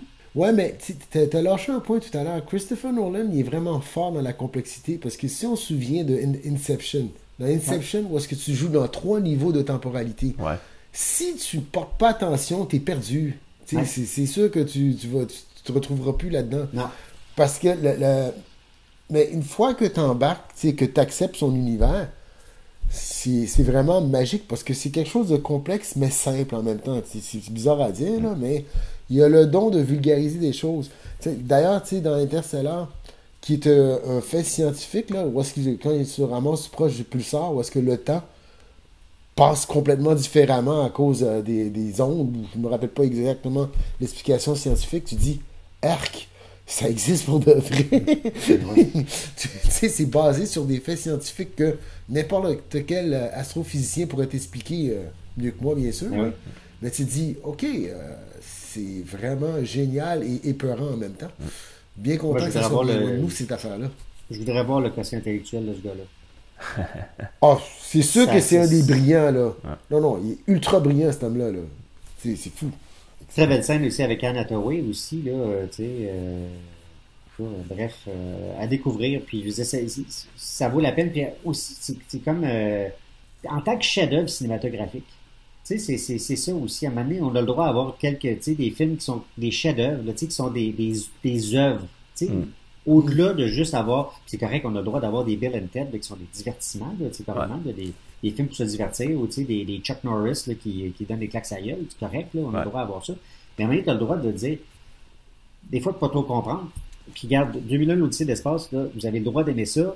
C'en est un, c'est un genre de, tu sais, parce que Nolan, à mon avis, c'est un genre de Kubrick, où, tu sais, c'est comme un film de Shining où t'es pas obligé de tout comprendre. Puis c'est ça qui fait que c'est beau, tu sais, des fois, tu regardes un tableau, puis tu comprends pas, tu fais juste comme dire, hey, c'est beau en tabarouette, tu sais. C'est juste comme si, c'est magnifique. Tu es pas obligé de comprendre. C'est comme un poème, tu sais, t'as beau l'étudier, puis dire, OK, moi je comprends ça dedans, mais c'est pas parce que tu as compris ça que l'auteur a voulu dire ça. C'est pas grave. L'important, c'est d'apprécier, puis si tu l'apprécies, tant mieux. Si tu l'apprécies pas, c'est une question de goût. C'est ça qui fait la beauté de la chose aussi, là.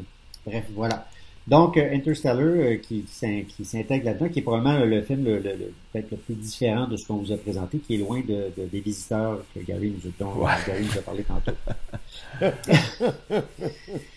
Un autre film qui est aussi un film de science-fiction pas dans ce style-là, mais qui est vraiment un film de science-fiction, c'est Edge of Tomorrow, dont nous parle Stéphane. Ouais, le film avec, disons, la campagne de marketing, c'est un chef-d'œuvre de fiasco. J'ai jamais vu un marketing de film aussi raté. Tu voyais la bande-annonce, on te faisait croire que c'était une espèce de film ésotérique avec la musique qu'il avait mis. Le film s'appelle Edge of Tomorrow. Quand le film est sorti en Blu-ray, DVD, ça a plus le même titre. Ça s'appelle Live, Die, Repeat. Puis ça, le Live, Die, Repeat, c'était le slogan pour le titre Edge of Tomorrow. Mais finalement, le Edge of Tomorrow est disparu. Tu sais, je te dirais, va dans un magasin où ils vendent des Blu-ray, puis trouve-moi le film Edge of Tomorrow, là. Puis la première chose que tu vas voir sur la pochette, c'est plus Live, Die, Repeat. Fait que, tu sais, le Edge of Tomorrow, il a pris le bord. Fait que oui, Edge of Tomorrow, qui est une adaptation d'un manga japonais, et le titre, c'est All You Need Is Kill. Il me semble que c'était facile à apprendre ça pour faire le titre du film, là. Ça dit ce que c'est. Tout ce que tu as besoin, c'est de tuer. Fait que ça raconte... c'est un peu un concept Groundhog Day source code. C'est qu'on est dans la science-fiction où il y a une invasion d'extraterrestres sur toute la planète Terre. Donc, quand le film commence, on est en plein dans ce conflit-là. On suit le personnage de Tom Cruise qui s'en va rencontrer un général d'armée. Et le personnage de Tom Cruise, c'est le gars qui s'occupe des communications. Lui, il est là pour donner une belle image à l'armée, faire un peu, on peut dire, de la propagande. En tout cas, il est responsable des communications. Et il y a... Relations publiques. Ouais. Le général invite ce gars-là pour dire il va avoir une mission en France, je veux que tu ailles là pour filmer et rapporter ce qui se passe. Là, Tom Cruise, ça fait pas son affaire pantoute, parce que lui, c'est pas un gars qui a été au combat, il a jamais été sur un champ de bataille. Lui, il vient d'une agence de publicité, et là, il peut pas travailler à cause de l'invasion extraterrestre. Donc là, il dit, ben, c'est pas grave, tu vas y aller. Puis là, finalement, Tom Cruise fait un peu une menace, genre, tu sais, je peux faire sortir des médias que tu m'as fait faire ça, tout ça. Donc, le général se venge un peu. Tu sais, il le fait arrêter et il l'envoie dans un camp militaire qui va faire le débarquement. Et là, Tom Cruise est pris à aller au combat. Il va au combat, la mission sur la plage, ils se battent contre les extraterrestres. Dans le feu de l'action, Tom Cruise tue un extraterrestre et le sang de cet extraterrestre-là tombe sur lui, il est imbibé de ce sang-là, il meurt et il se réveille à la même place, c'est-à-dire dans la base militaire où il était accueilli pour aller avec les recrues. Et là, ce qu'on découvre du film, c'est que les extraterrestres ont un niveau, il y a comme 3 niveaux, tu as le Oméga qui est le cerveau, tu as le Alpha qui est comme la chaîne de commandement, puis tu as les autres, c'est comme les fantassins. Et les alphas, quand ils se font tuer, ça donne de l'information au Oméga. Genre, OK, on a perdu parce que les humains ont fait ça. Le Oméga recule dans le temps, refait sa plan d'attaque pour vaincre les humains. Donc, c'est comme ça que l'invasion extraterrestre prend de l'ampleur sur Terre parce qu'ils savent où ils ont perdu, ils s'améliorent, on recule dans le temps, on recommence. Sauf que là, le fait que le personnage de Tom Cruise est imbibé de ce sang-là, il a ce pouvoir-là. Donc, chaque fois qu'il meurt, il revient au monde et il peut recommencer ce qu'il a vécu. Et ça amène des scènes assez drôles. Des fois, il vient pour faire corriger quelque chose, il manque son coup, mais de la façon que le montage est fait, puis c'est ce que j'apprécie du film, on prend pas le spectateur pour un imbécile. À un moment donné, quand il y a le débarquement, il y a un soldat qui est sur la plage, il est comme « Ouais, on est arrivé! » Puis là, il y a un vaisseau qui s'écrase sur lui. Là, Tom Cruise, il recommence sa mission, on arrive au même segment. « Ouais, on est arrivé! » Là, le vaisseau arrive. Tom Cruise veut sauver le gars, mais oups, il meurt écrasé par le vaisseau. Ça coupe, on recommence. Ouais, là, il réussit. Mais tu sais, on fait pas, on repart du début. Tu sais, on repart. La petite anecdote qu'on veut montrer, qu'on recommence, qui est mieux faite. J'aime la façon que la réalisation est faite pour nous raconter comment on avance dans le temps. Donc, pendant une de ces missions qui recommence, Tom Cruise rencontre le personnage de Emily Blunt, que elle, c'est le symbole de ce conflit-là, qui sert d'objet de propagande de l'armée, parce qu'elle, il l'appelle l'ange de Verdun, parce qu'à Verdun, elle a gagné toute une bataille. Mais pourquoi qu'elle a gagné? C'est parce qu'elle, elle a vécu, qu'elle a été imbibée de sang. Et elle savait ce que les ennemis allaient faire, les extraterrestres. Donc, c'est ça qui a fait qu'elle a pu gagner son combat. Malheureusement, pendant un combat, elle a été blessée. Ils ont fait une transfusion de sang et elle a perdu son pouvoir de voir dans le futur. Donc, quand pendant un combat, elle rencontre Tom Cruise, elle comprend ce qu'il vit. Donc, elle dit « Arrange-toi pour venir me voir. » Puis là, il explique ce qui se passe. Puis là, elle s'allie avec lui pour trouver le fameux extraterrestre Oméga. Parce que s'il tue le Oméga, ils vont pouvoir résoudre le conflit. Donc, c'est un film, là, vraiment, la recette blockbuster. De l'action, de l'humour, des grosses vedettes, des effets visuels super le fun à voir, le design des armures de combat. Moi, j'ai aimé ce film-là. C'est juste valeur que le marketing, c'était de la chenoute, puis le film n'a pas eu le succès prévu. Moi, il y a du monde qui me l'ont dit. Ils disent, hey, t'allais voir le nouveau film de Tom Cruise? Je dis, ouais, puis c'est bon. Ils disent, hey, les bandes annonces, ça avait l'air assez plate. Je dis, laisse faire les bandes annonces, puis il va le voir. Puis le monde a tout le temps eu, en tout cas, ceux à qui je l'ai recommandé, ils ont tout le temps aimé le film, là. Fait que c'est ça. Le film finit, les bons triomphes. C'était un blockbuster, je ne vendrais pas le punch. Mais de la façon que ça finit, il y a un peu une petite ambiguïté. Et il y avait un deuxième film qui était dans l'air, qui était prévu, que finalement n'a pas eu lieu à cause de conflits d'horreur. Emily Blunt était occupée avec les contrats de Disney, il fallait qu'elle tourne Mary Poppins. Tom Cruise est occupé avec ses missions impossibles. Fait que je ne sais pas si on va avoir un Edge of Tomorrow 2. Moi, j'aimerais ça, parce que là, le film, ça se passe en France et en Europe. Il reste l'Amérique du Nord et l'Amérique du Sud à libérer de l'invasion. Je pense qu'on pourrait aller là-dedans. Fait que, sauf est-ce que le scénario, on va trouver que c'est trop répétitif. On remarque que c'est le concept du scénario d'être répétitif. Ah oui. Fait que, mais vraiment... bref, je suis content que tu en parles parce que il était sur ma liste à voir. Ouais, ben c'est vraiment... mais vraiment, regarde pas la bande-annonce avant de voir le film. Tu vas dire, je le regarderai pas. Tu viens de faire la bande-annonce, puis on verra s'il y a un Edge of Yesterday qui va sortir un de ces jours. Ouais, c'est ça. On termine ça avec un film que personne n'a vu. Avengers Endgame. Non, ben j'hésitais. Bon, on est dans la mode des films de super-héros. Fait que j'avais trois choix. X-Men Days of Future Past, Deadpool 2 ou Avengers Endgame. Je vais pour Avengers Endgame parce que c'est une espèce d'apothéose. Premièrement, c'est un film qui a un voyage dans le temps. Et on parle des films qu'on vient de parler. On fait allusion à Back to the Future, on fait allusion à Terminator et à d'autres autres films de voyage dans le temps quand on commence à expérimenter. C'était sûr qu'après avoir vu Avengers Infinity War, qu'on allait aller dans le concept du voyage dans le temps. Là, je veux dire, quand tu lis des comic books, tu sais que quand tu fais une situation, il faut que tu trouves un moyen de revenir à une espèce de statu quo qu'il y avait avant. Ce qui est le fun de ce film-là, c'est qu'on va... premièrement, il y a beaucoup de personnages qui voyagent dans le temps. Il y en a une dizaine qui s'en vont dans différentes époques en même temps. Mais comme spectateur, si tu as vu tous les films de Marvel, tu prends un certain plaisir à voir les personnages qui retournent dans les films qu'on a vus. Tu sais, de voir une équipe qui retourne dans les événements du premier film de Avengers, comment ils viennent perturber ça un peu. qui se passe dans Captain America. Je trouve que comme spectateur, tu as un plaisir pour ça. Mais ce qui est intéressant, et j'ai hâte de voir la suite, c'est que la première partie, Infinity War, ça se passait à notre époque. Hein? Le film est en 2018-2019, ça se passait là. Là, on tombe dans un film qui se passe 5 ans plus tard. Donc, moi, là, je suis en 2019, je regarde le film, mais le film que je regarde, là, se passe en 2024. Fait que c'est bien beau qu'on résout le problème, et là, tout le monde revient à la vie, on se débarrasse du méchant, mais je suis en 2024, là. Donc, donc, la temporalité des films de Marvel là, vient d'avancer de 5 ans. Donc, moi, j'ai hâte de voir par la suite les prochains films.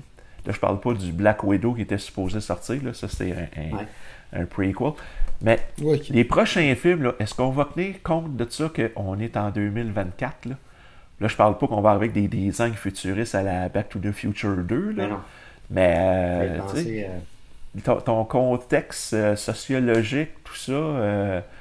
tu sais, genre, tu peux pas faire d'un film de Marvel qui sortira en 2020 que Trump est président, là. Non, t'es plus loin que ça, là. Tu sais, tu peux pas... Tu sais, il y a des petits trucs à faire de ça. J'ai hâte de voir la rigueur qu'ils vont avoir là-dessus. Fait que, c'est ça. J'espère qu'en 2022, Trump sera plus là. Tu sais...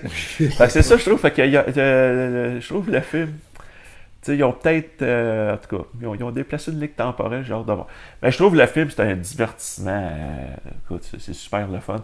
Et ce que j'appelle la sainte trinité de l'univers Marvel, là, Tony Stark, Iron Man, Thor et Captain America, vivent tous des moments assez touchants, puis c'est quand ils vont dans le passé. Tu sais, t'as Thor qui retrouve sa mère, qui sait qu'elle a été assassinée.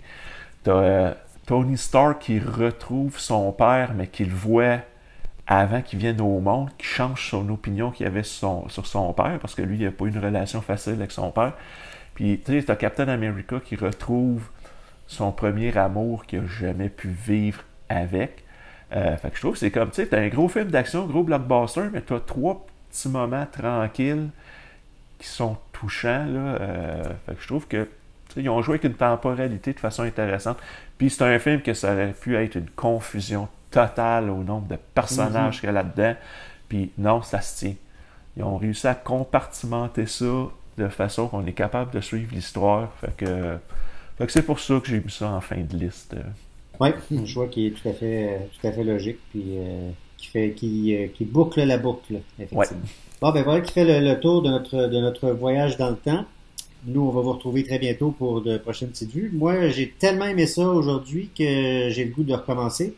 Donc, on va recommencer ça. Puis ça tombe bien parce que Doc vient d'arriver avec la voiture, avec la DeLorean. Fait qu'on recommence ça, les gars, tout de suite. Doc? OK, c'est bon, on recommence.